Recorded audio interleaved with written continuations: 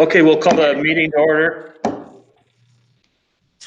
And if I could get Julia to give us the roll call, and let's see if we have a quorum. All right. Bill Joyce? Here. Mike Chiava? I see you, Mike. You don't need to chime in. Tom Mihalik? Here. Larry Kern? Here. Wendy Grace? Neil Bolton? Mark Mabry? Butch Gerbrandt? Matt Steitzer? Here. Ella Capocha? Here. Ivy Frederickson? Here. Sean Frederickson? Here. Josh Bryson? Eileen Joyce? Dave Palmer? Okay. How many voting members we got? 1, 2, 3, 4, 5, 6, 7. All right, 8 members, that's 9. We got plenty for a quorum. So we will proceed. Everybody should have been given a copy of our September 22nd, 2020 minutes. Has everybody had a chance to review them, and is there a motion to approve? There's one friendly amendment made via email to change Tom Mihalik's status to present. So.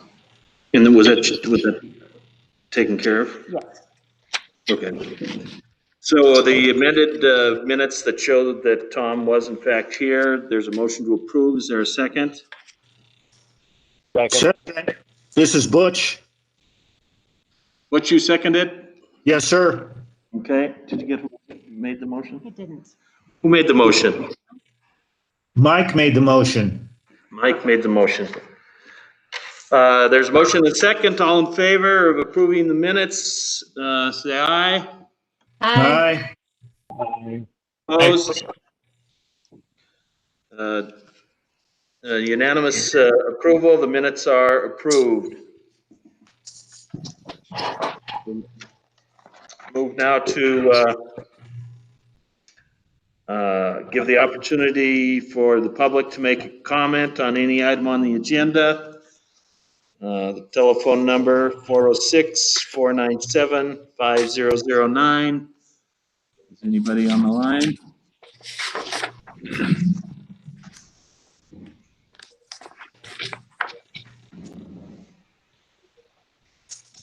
Nobody's on the line.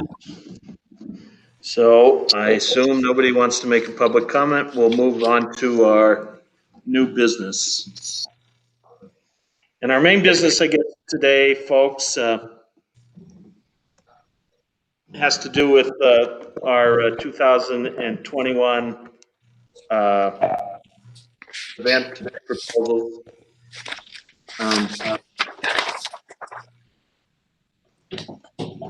This here. So I think, Julia, we were able to get the scoring sheets for Everyone but Wendy. and Wendy wasn't able to make it today.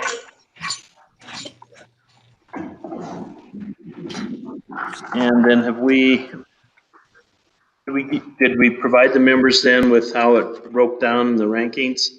Yes, everyone was provided the same scoring rubric. And then after that was done, then you went through and ranked how all the members ranked each proposal, right? That's correct. I'm gonna just share this because I'm having trouble with it, but I'll share my screen. But my question was this already shared with the members? Not this particular spreadsheet. I only just recently finished it. This is the compilation of everyone's scores.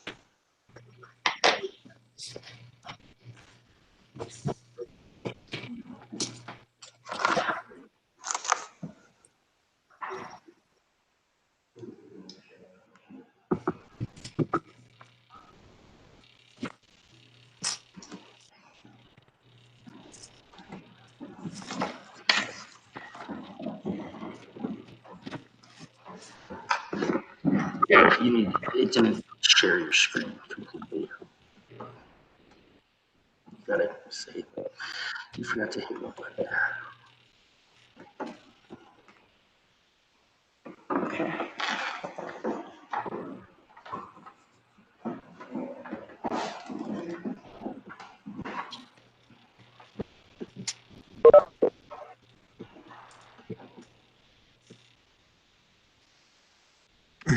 Hey, Bill, this is Mark.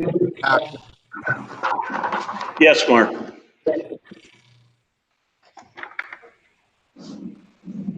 Can everybody see what was shared? Yes. Member Mudry.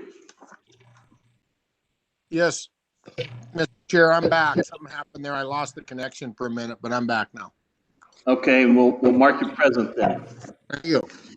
We're right on our first item of new business, so we're going over these event grant proposals. 7 proposals. I'm told by Julia that we have $75,000 budgeted to spend on these events. This does not include what was previously budgeted for our longstanding festivals, the Henri Ra and the Folk Festival. And I think there's still some money left over for the 2020 Snow Flinga. Yes, and the money that we appropriated and extended the term on for the events that couldn't take place because of the pandemic.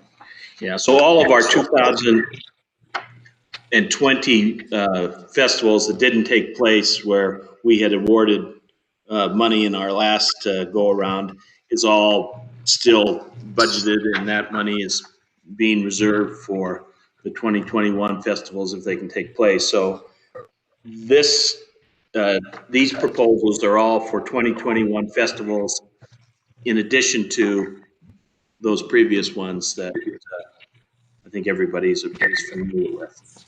So, I mean, we can spend the whole 75 or we don't have to spend the 75.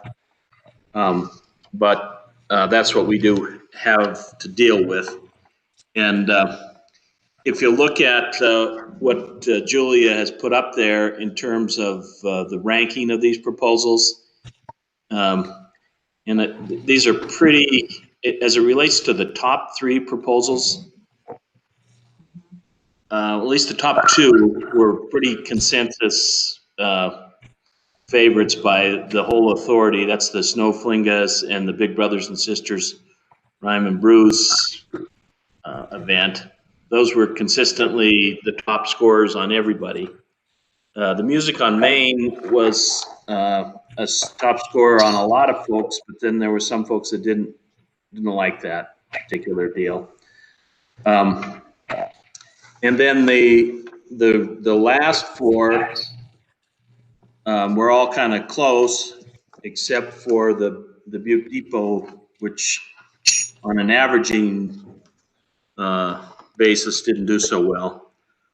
But that was because some folks really lowballed it. But anyway, so it seems to me that there should probably be a consensus that as it relates to Snow Flinga and the Big Brothers and Sisters event, that we could fully fund those programs. That's what I think this evaluation sheet shows pretty much everybody's in favor of. Does anybody disagree with that? No. Bill, this is Yeah. Mike Diallo talking. I noticed that when the request was 26,000, but you have 17,000 on. I thought the original request was 26,000. Did that include the 9,000 they had left over? Yes. Okay. Thank you. Yeah, so the request during this funding cycle is for the 17. That was the full request. Is that right, Julia? That is correct. Okay. And I guess in my recommendation, I shorted the Big Brothers and Sisters to 288, but we could put that back in there if we wanted. So then the next thing that I think we should probably discuss here is the number 3 proposal, which is Music on Main. It consistently ranked fairly high. It certainly does, from my perspective, qualify as a festival or as an event that is open to the public. It's certainly something that features uptown, and it's something that can advertise the Butte uptown. And I guess I would. They had made a proposal, I think, the time before, and we didn't agree to give them any money. So they're at it again, and I guess I think maybe we should give them some money and see how it goes. I'd recommended 15,000. Is there people that want to be heard that's too much, too little?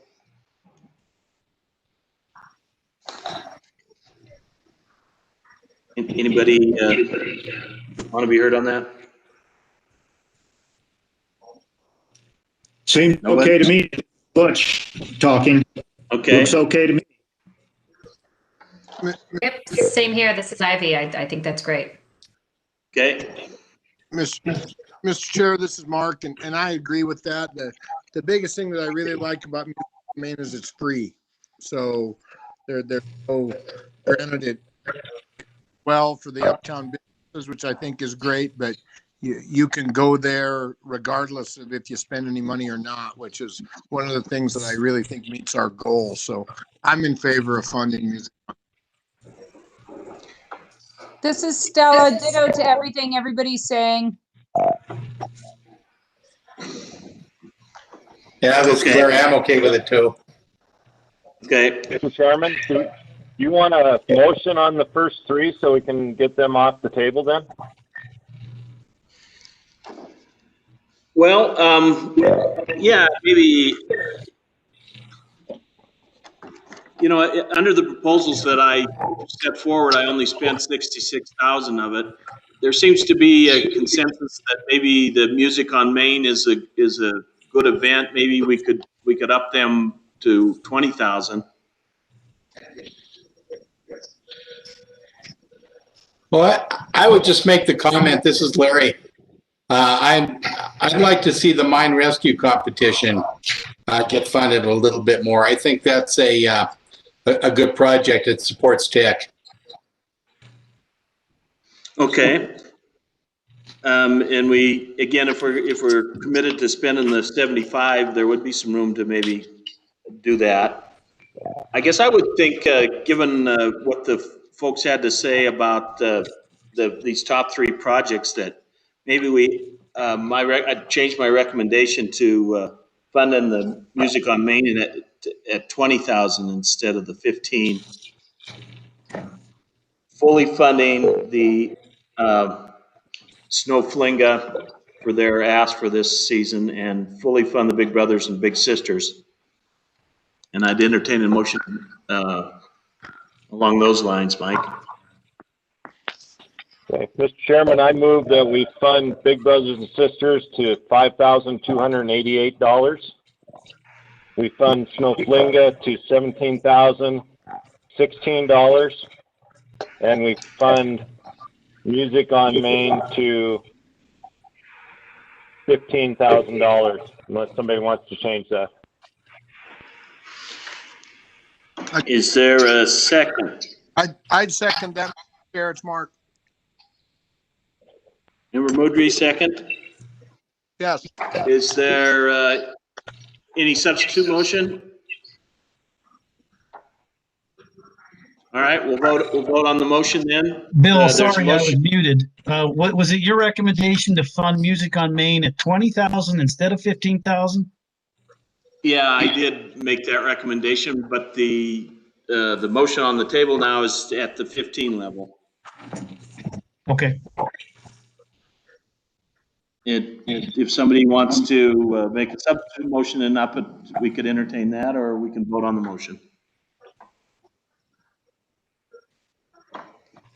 Let's vote Hearing on no the motion. substitute motion. Somebody say something? So let's vote on the motion. Okay, we'll vote on the motion. This is the motion made by member Kiava to fund, as reflected in the chairman's recommendations on the outline showing. All in favor? Aye. Aye. Aye. Those opposed? The ayes are unanimous. The motion carries. So that leaves us with 4 programs. The next one on our list in terms of rankings would be the mine rescue competition. I'll just give you my thoughts on why I reduced the recommendation on that. I didn't think that it was as clear a festival or an event that was open to the public. It seemed to be more designed specifically for tech. I certainly understand Member Curran's point about it being a good thing for tech, and of course I'm all for supporting tech.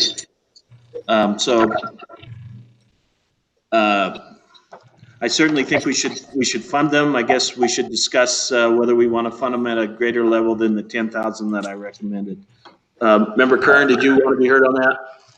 Yeah, I just, I think you captured it. I think I think we need to support tech, and this is a competition that will bring in people from all around the U.S. and perhaps overseas too. I'd feel better if we funded it at 15,000.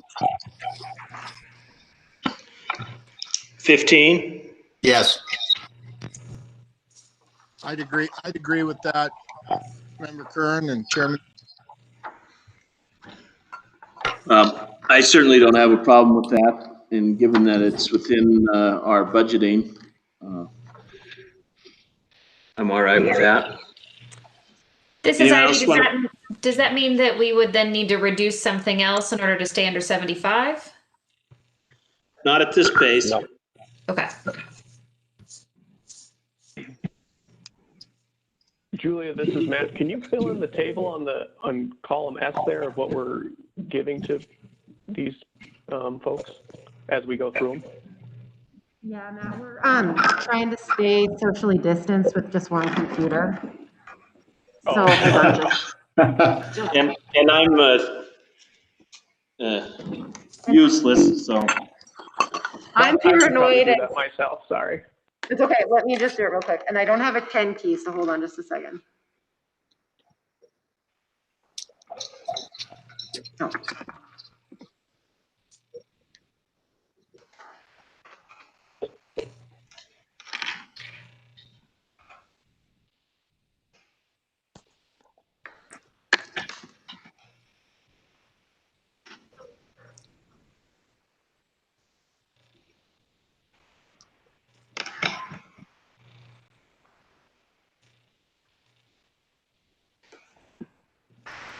I know we haven't voted on it, but I'm just putting it in as a placeholder.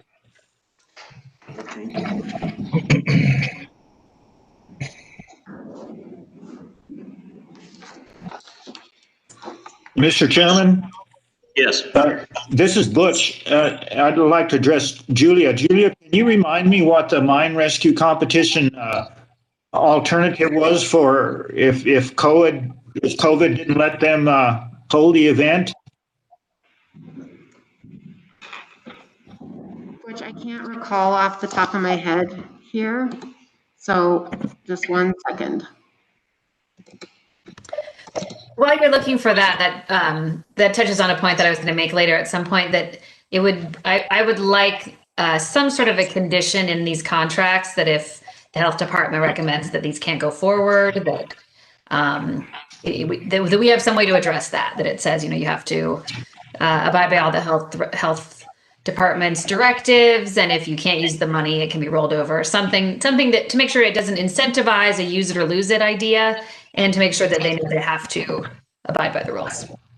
Well, and I noticed that I'd have to go back and look at them all. Quite a few of them had contingency plans, like either postpone for a year or something of that nature.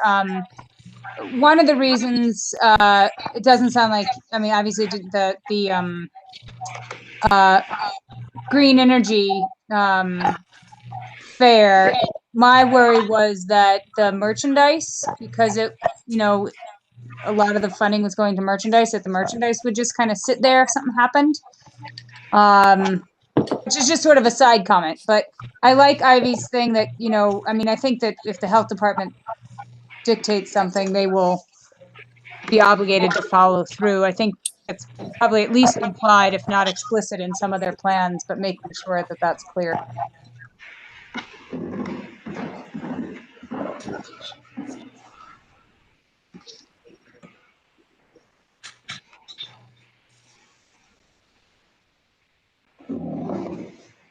Okay.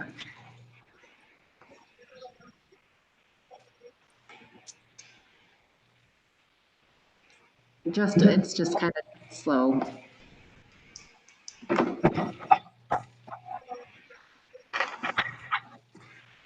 Okay, it looks like,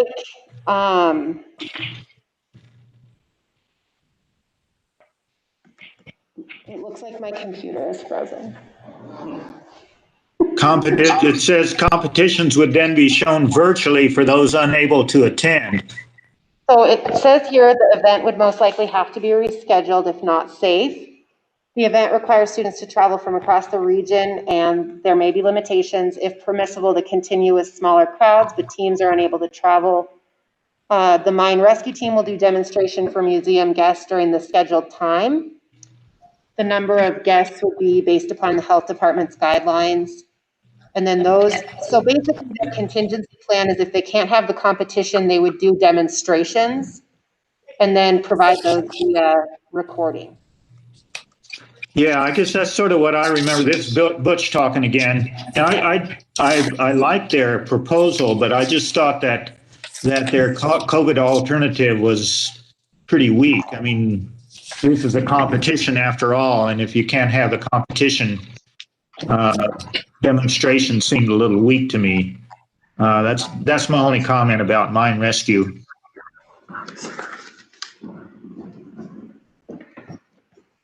I agree with that, Butch.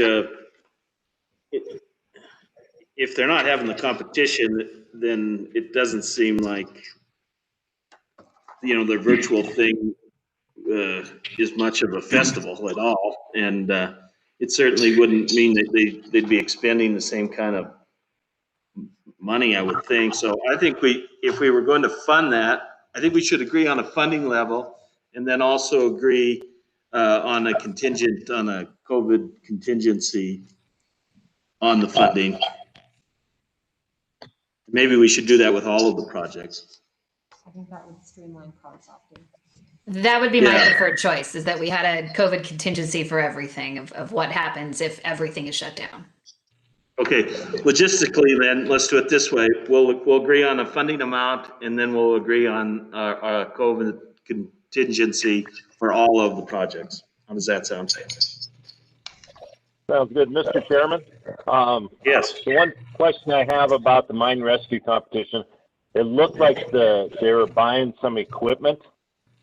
And what I think they're trying to say, they have to buy that equipment ahead of time. If their competition doesn't go off, they still want to be able to use that equipment and demonstrate the uses of it. And I think that's what they're trying to do virtually, so that they can entice people to come the next year. Was it your understanding in reviewing this proposal that this was going to be an annual event? Yeah. Yes.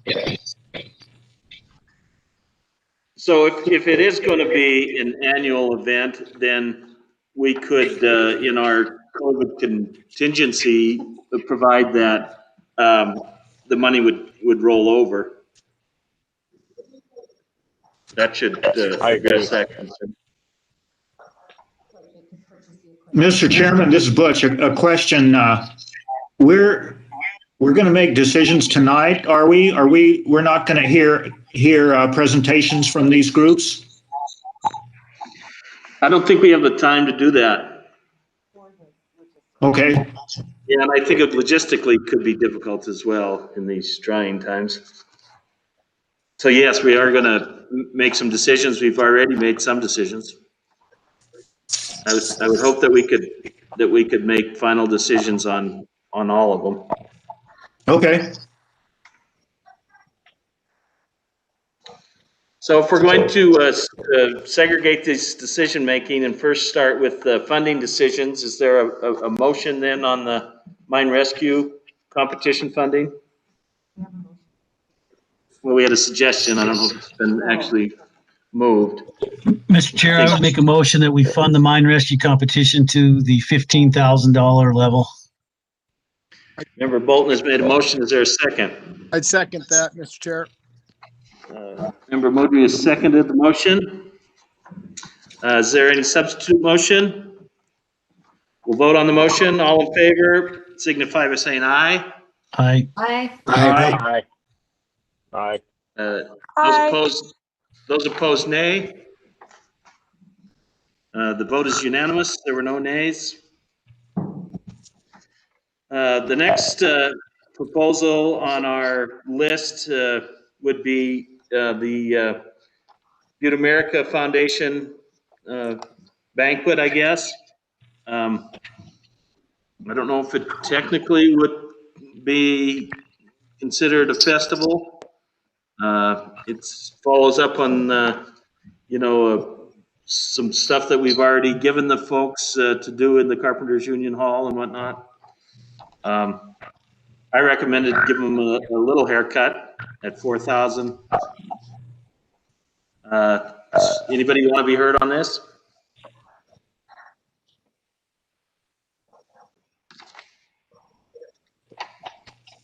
This is Butch. I'm good with your $4,000 recommendation. Okay. Mr. Chair, I would make a motion that we fund the CART grant at $4,000 for the Butte-America Foundation. Is there a second? I'd second, sir. Was that Member Mudry? Yes, sir. There's a motion and second to fund the Butte-America Foundation banquet at $4,000. We'll take a vote. It's my understanding that Member Gilbrandt is going to recuse himself on the vote. So everyone else, if you're in favor, could you signify by saying aye? Aye. Aye. Aye. Aye. Aye. Opposed? No? Any noes? The motion carries unanimously. Okay, our next proposal in terms of ranking is the Montana Clean Energy Fair.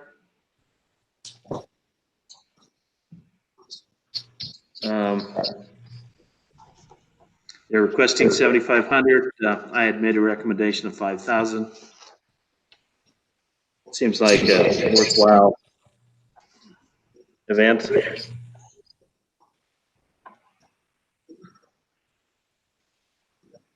Anybody want to be heard?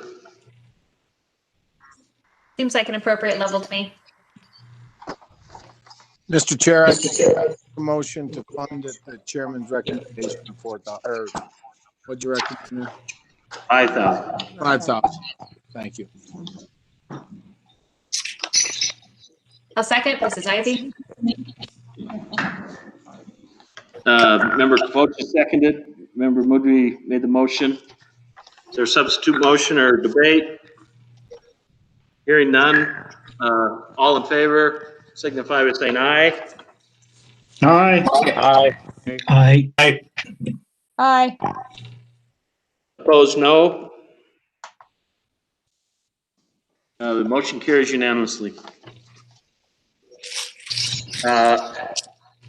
The last proposal has to do with the Billy Fisher's Butte Depot concert that he wants to have up at the ball field, right? I think it's a nice place to have a concert. I recognize that Mr. Fisher is, a concert promoter, and he's doing it, to bring entertainment to Butte, but he also hopes to make some money. And I don't know. I think a lot of I want to give them some help because I do think that is something that we definitely could use. I think that particularly the young people think that Butte is kind of a wasteland for entertainment, and if we could showcase the Legion Field, and it would be worthwhile. I think the 25 is a little hefty. So that's why I recommend the 10. There's some people that didn't like this at all. So if there are people that think that we shouldn't fund this sort of a request, or think I'm light, now's the time, I guess, for you to be heard. Anybody want to be heard? Mr. Chair? Yes. So I ranked this one low because I didn't like funding something that was a for-profit when all these other events were more of a public event. However, being we're below our budget, I would be in favor of the $10,000 recommendation. All right. Thank you, Member Steitzer. You were the low ranker on that, all right. Anybody else want to be heard? Mr. Chair, I guess, and I'm fine. I'm kind of in agreement with Matt that we're at a point where we have the money. I'm just would caution us setting a precedent that we fund for-profit events. So I'm okay with it, but I don't want the floodgates to open that we fund all kinds of for-profit events. That would be my Yeah, I certainly appreciate that is a concern, although on the other side of that is if you want folks to bring things, they got to have some incentive to do it. But I certainly understand that concern. Mr. Chairman, this is Stella. I think I was one of the low rankers on this. I do think that for 10,000, it's a nice Kickstarter. I think that was the design, one of the designs of the festival section is that, getting these events up off the ground and then slowly backing off so they can support themselves. So I don't have a problem with the for-profit component of it and sharing part of that risk. I ranked it low, largely in part because I really am nervous about how much activity we're going to have over the summer with COVID. And making sure that contingency plan is in place. I share those concerns. I think that if we make a decision, this funding decision, then we can work out how we want to handle this COVID contingency as our next item. Is there a motion on the 10,000? Mr. Chairman? Yes. This is John. It's not really my place to talk, but I might make a comment if you would allow it. All right, I'll allow it. This for-profit business is very it's a slippery slope in terms of the amount that would be made on the concert. So perhaps a way to provide SARTA support is to provide some seed money, but to the extent that the concert, clears or makes makes it on its own, that perhaps the contract could be written with a rebate for part of the net proceeds to be returned, to make sure that others, towards Mr. Booby's point, that money that SARTA provides is a seed money to help get the thing off the ground and make it successful. And if it happens to be necessary for it to break even, great, we'll pay that. But it would be a little bit difficult for me to see how the event organizers would then make money, and the SARTA grant would provide the profit, if you will. So that's just a suggestion. Thank you. So, Mr. Chair, if I may address that? Sure. Is that Mike? Yes. So what I kind of understand you saying is that the 10,000 is almost like a loan, but if they don't break even, then it becomes a grant. But if they become profitable, then they repay some of that loan back to SARTA. Yeah, that'd be a better way to say it. Yeah, Mike. I was just wanting to get away from the SARTA dollars being used to increase the profits from the event. I mean, if this goes off the way I'm sure the organizers want it, there's going to be a lot of people there, and he'll make way more than is necessary to break even. So yeah, much like the other kind of COVID support grants, you get a loan, and if it turns out necessary to make it ends meet, it converts to a grant. Yeah. So we haven't done that in any of these other ones, though, have we? The Henri Bra was a for-profit thing. They were charging folks, and I would jump in here, Mr. Chairman and members of SARTA, because this was something getting into sort of a lender style approach is actually something that we talked about in the very earliest of days. There was some resistance to it in terms of having to follow up and recoup that money and whose responsibility was it, and whether or not that kind of financial exchange needed to have a financial institution affiliated with it.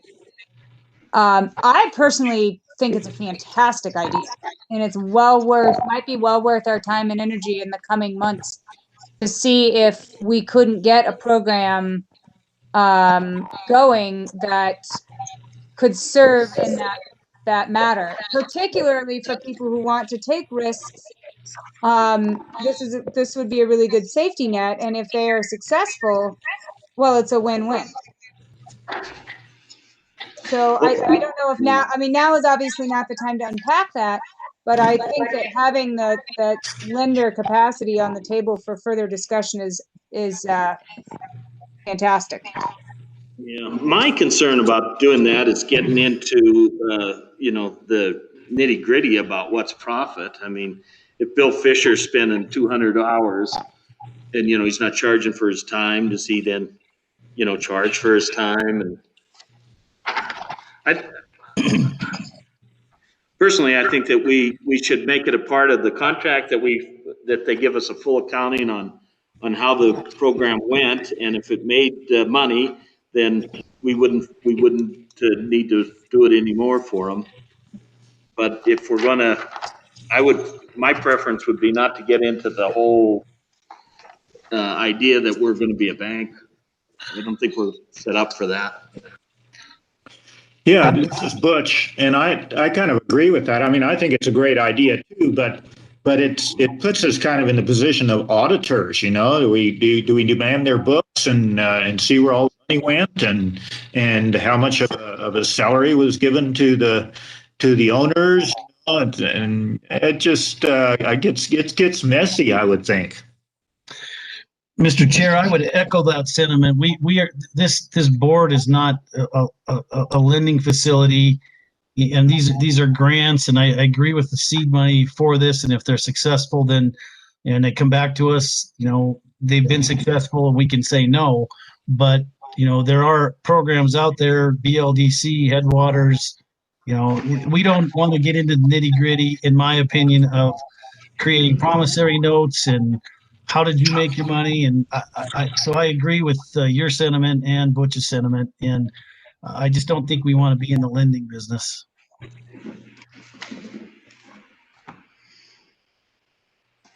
Mr. Chairman, this is Mike Chiava. I would agree with you, and I make a motion that we grant $10,000 to the Butte Depot. Is there a second? I'll second that. This is Butch. Okay, there's been a motion to grant the $10,000 to the Butte Depot concert proposal. All in favor, say aye. Aye. Aye. Aye. Aye. Those opposed, no.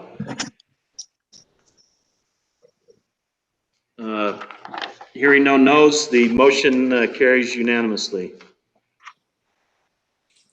Okay, so that takes care of the proposals. My understanding then, if my math is right, is that we spent $71,016. No, then we gotta have the 288 on that, right? Got it. Yeah. 71,304. Okay, and I think that we need to give some guidance to all of these grant recipients about our COVID contingency and how, I guess just thinking out loud here, my thought is that if we're still in a situation where we're not able to gather and that these festivals can't go on because of the COVID situation, that we should basically allow them to not have to reapply for the monies, and that the monies would be available the following year, provided that they could be done safely. How much more we need to provide to these folks, I don't know. I'd be glad to hear what other folks had to say about that. Mr. Chair, this is Neil. I would just, I agree that we need a COVID statement within these contracts. However, not knowing what is going to transpire during the summer of next year, in my recollection, there was a lot of planning and expenses that were going in to these projects, up until the event were to take place. So I don't know. Obviously, we can reconcile that and fund that component, but just food for thought. I mean, there may be monies that are expended that SARTA would need to reimburse that would reduce the ability or reduce the amount that would be available for the following year, because I just don't know if they would recoup some of those expenses. Yeah, that's why my thought on that is that if we would give these folks some assurance that if they weren't unable to do it, that we wouldn't pull the rug out from them. And that that these funds would be available for them when they could do it. Yes. Mike, the other here. Can we look at these just like we look at all the other grants? And when people run into problems, they always come back to us and say, this is what's going on. And can we have an extension which would allow them to do it the next year?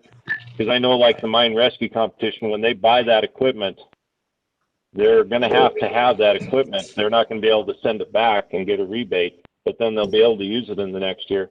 I'm just wondering if we take them one-on-one as things happen. I think Snowflinga is going to be the earliest one.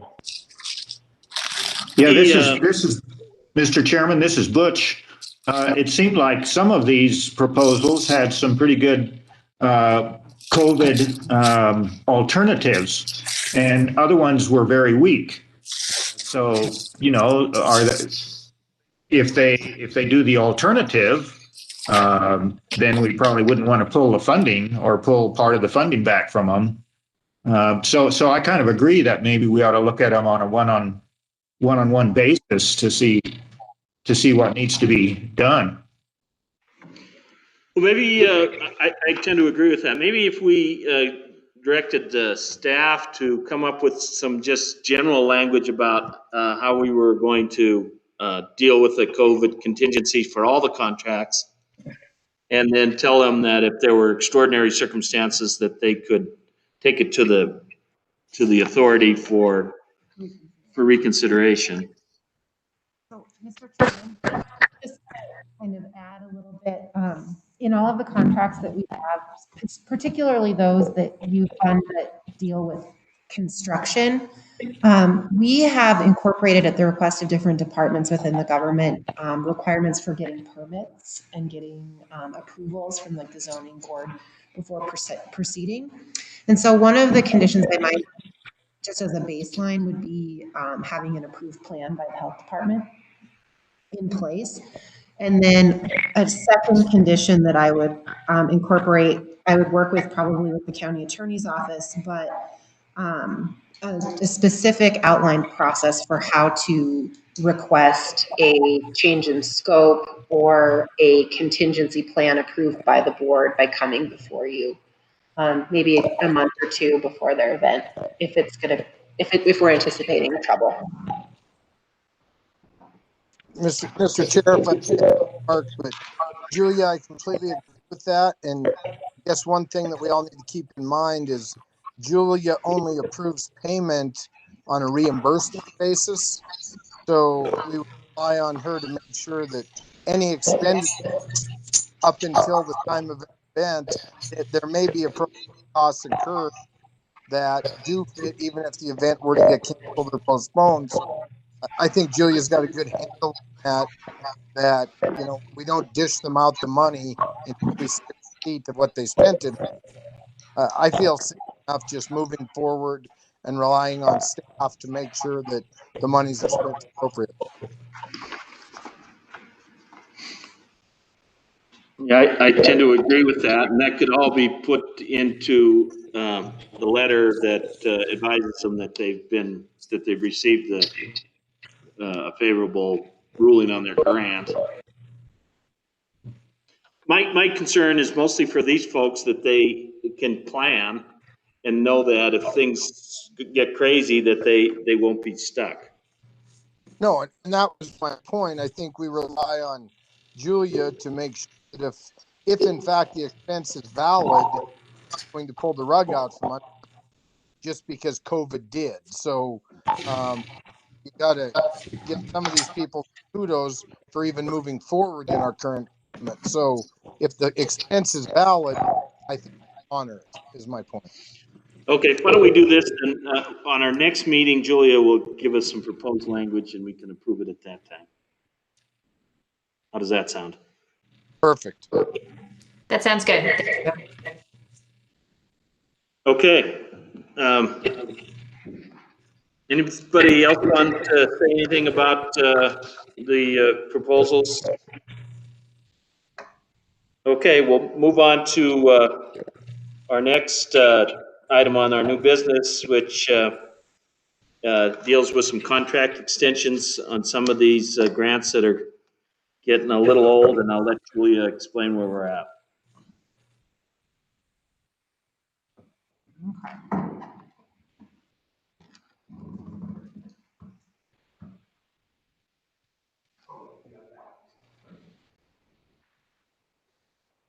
Oh, you did? I have to reshare.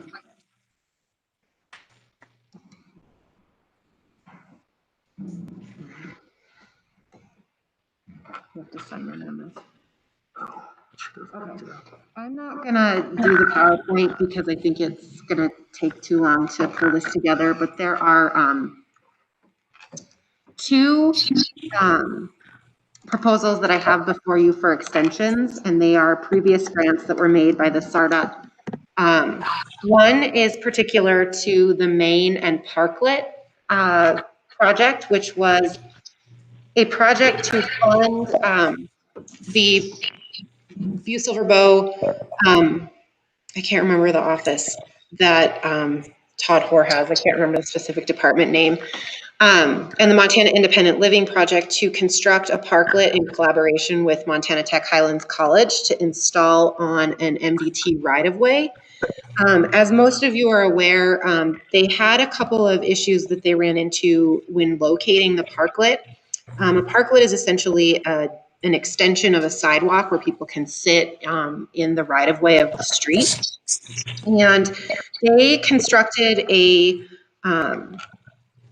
parklet in, I believe it was 2017, to be installed in 2018. And they intended to put that on Main Street in front of the M&M 5518 and a couple of other stores that were there at the point in time. But because Main Street is MDT right-of-way, there needed to be a collaboration between Butte-Silver Bow and MDT to approve that, and that was unsuccessful. So they removed the proposal and located the parklet south of Headframe Spirits on Galena Street. They came back to the Butte-Silver Bow Council of Commissioners to install the parklet on Park Street in front of Slancha in 2019, but they were sort of met with the same issues that they had incurred the year before. And so they started to work with Butte-Silver Bow Parks or Public Works Department and Planning Department and Community Development Department to establish an ordinance that would allow this to take place on MDT right-of-ways. And then also establish guidelines for design, safety, and speed limits and liability insurance to place one of these. And that ordinance was passed in June of 2020 and became effective in July of 2020. And because it was mid-season and because we had a pandemic raging, they didn't install it this summer. But they would like to have the opportunity to not only install it next year, but also the following summer. They have $2,582 remaining, which would be used to procure the liability insurance and pay the $700 permit fee to Butte-Silver Bow so that they can locate that for 2 seasons to not only encourage foot traffic in the Uptown District, but to provide outdoor seating options, encourage additional businesses in the community to build a parklet following the guidelines that were approved by the Council of Commissioners and to demonstrate its potential for success. And so the staff recommendation is to extend the term through September 30th of 2022. Mr. Chair, I'd make a motion to approve that recommendation by staff to continue that through September of 2021. Is there a second? 22 was. I'll second to either year. So that was through 22, right? 2022? I mean, it's what they're asking? They want 2 years, right, Julia? Yes. I'll correct my motion, Bill, through September of 2022. And I'll second that. All in favor? Aye. Aye. Aye. Opposed? The motion carries unanimously. Okay. So the second one is the Butte Mural Program, which was also granted funds in 2017. The mural program has been through a couple of fits and starts. If you recall, this grant was provided to BT Livermore to create 6 murals in the Uptown area to encourage walking, exploration, and placemaking in the historic district. This particular project has several constraints that are applied to it based upon the exchange of public money for this project, and the locations need to receive Historic Preservation Commission approval to ensure that the locations do not detract from existing historic ghost signs that are within the district. And BT has gone to great lengths to work with Mary McCormick to find those locations. But in many instances, those locations are owned by private entities, not necessarily public entities. Some of the artwork has been solicited and has been created, but in some instances, the private property owner did not like the artwork, and so the project was not able to proceed. Or in the case of this year, when some of the projects were ready to go and they had approvals, artists were not willing to travel due to the the travel restrictions or just their personal choice. So to alleviate some of these challenges, BT reached out not only to me, but also to Community Development Director Karen Burns, and we sat down with him to establish a path forward and to help support him to successfully implement this project. Because it does deal with the district and also with a number of private entities, we felt that it would be appropriate to provide additional support to make sure that this could be a successful project in our Uptown district. And Mr. Livermore has requested an extension for this through September 30th of 2022. And the reason for that is 6 murals, depending upon the weather conditions and also the siting requirements, would like to successfully get that accomplished in 2 seasons, particularly because of the unknowns of next summer. He doesn't know if people will be able to travel, and so he would be able to ideally, and I think we all can have optimism that it will really start to happen in 2022. He'd like to have those 2 seasons to successfully complete this project. So the staff recommendation would be to extend the term of the Butte Mural Program through September 30th of 2022 to expend the remaining $28,542 in this contract. Mr. Chairman, so moved. Member Shaw. Is there a second? Second. Member Moudry? Yes, sir. Okay. All in favor? Aye. Aye. Aye. Aye. Opposed? The motion carries unanimously. Okay, we got no other business and no public, well, I guess we'll ask, is there any public out there that wants to comment on the item not on the agenda? No, but Bill, Mr. Chairman? Yes. I just have a question. Are we going to get any kind of an update in terms of the design process that's going on for lower area 1 right now? You know, there's a, you know, I've been always hesitant about how much we spend out of this pot, not really knowing if we need to commit any of these resources to that project to make sure it's a good one. You know, and then we've already seen some wagons circling. You know, you got Praxis and you got Trout Unlimited and the Basin Creek Project and others that are looking for resources. And I'm just kind of wondering how that's going and whether they're going to need some of these resources. Can we get an update? I think we certainly could request one. And to put it on our, I don't know if we could put it on our next meeting, but we could probably put it on the one of our early meetings in 2021. Chairman Joyce, the planning process is currently developing a public engagement plan to provide updates to the community on progress with implementing the scope of work associated with the consent decree. And we have not got that prepared for right now. They are in their preliminary design stages of this particular process. And as soon as we can provide an update to the board, we absolutely will add that as an agenda item. So the answer to your question, Larry, is yes, we'll do it. Okay, thank you. Chairman Yeah. Joyce, this is Josh with the Atlantic Richfield. Just to Oh, reiterate hello, what, Josh. hi, how's everybody doing? When did you join the party? Oh, about 6:55. Yeah, Oh, okay. I was running late. Let's just put it that way. Thanks for letting me listen in. Sure. Yeah, I'll just reiterate what Julia said. We are 95% complete with our community engagement plan, which is a critical first step prior to really mobilizing our design team and really beginning to engage the public. And the team's put a lot of work into that. Butte-Silver, and Atlantic Richfield have had comment to the team's product, and we think it's looking pretty good. It's just a matter of how we execute it now and making sure we have like milestones identified in that plan, so we have something to deliver on. So the community can expect to see that as a public submittal in accordance with the EPA process soon, as Julia said.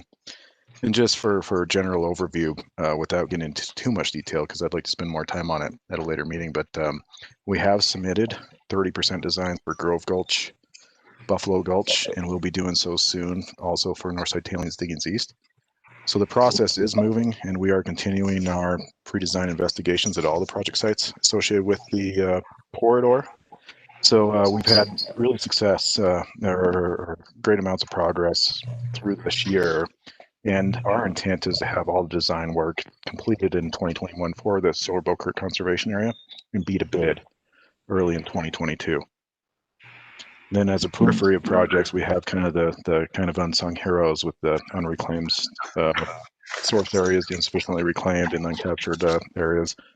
Those we're going to begin work on in earnest in 2021 as far as pre-design investigation. But I'd be happy to share some drawings with you and some more detail next year. Yeah, I appreciate that. Well, part of our mandate is as an advisory board, so we do have public meetings, and I think it's important that we keep everybody up to speed, and we're kind of a good a group that can be a sounding board and can be a platform for everybody to let us know how these very important projects are proceeding. So thank you. You're welcome. Yeah. Thanks, Julia. Mr. Chairman. Yes. Mr. Chairman, I just want to thank Josh for the update. That's really what I was looking for. So things are moving forward. All right, thank you. We didn't have anybody that made a public comment on the matter not on the agenda, so we need to talk about when we want to meet again. And we have anything really pressing, Julia? We have the request from the Citizens for Preservation and Revitalization. They would like to come and make a proposal to SARTA in early December. Okay. And then this feedback. So that would be Second Tuesday. I think it's the 10th of December.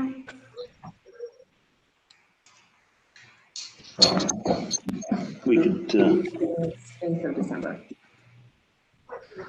the 8th of December. Can everybody do that? I think we could probably be relatively short, probably an hour. Okay. All right. We'll set our next meeting then for the second Tuesday in December, which is the 8th. And I think that covers all of our business. If there's a motion to adjourn, I'll entertain it. Moved. Mark, you moved? I did. There's a second? All righty, all in favor? Hi. Hi. Aye. All right. Thanks, folks. We're adjourned.